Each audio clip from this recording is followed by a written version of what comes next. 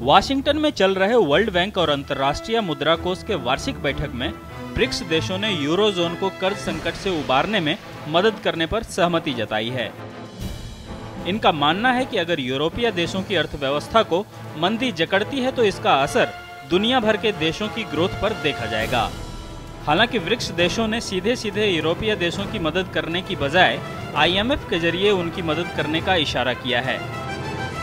The BRIC countries are prepared to support the IMF in augmenting its resources, of course subject to their individual country circumstances.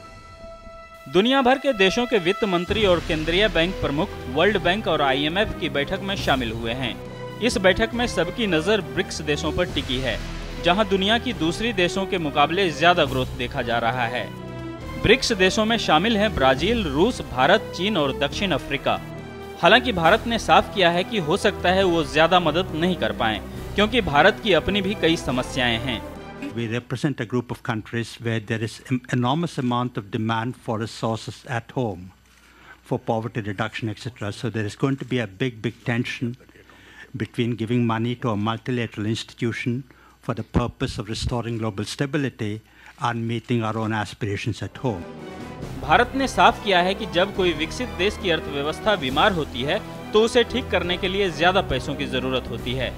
वहीं गरीब और विकासशील देशों की अर्थव्यवस्था कम पैसे में ठीक हो जाते हैं।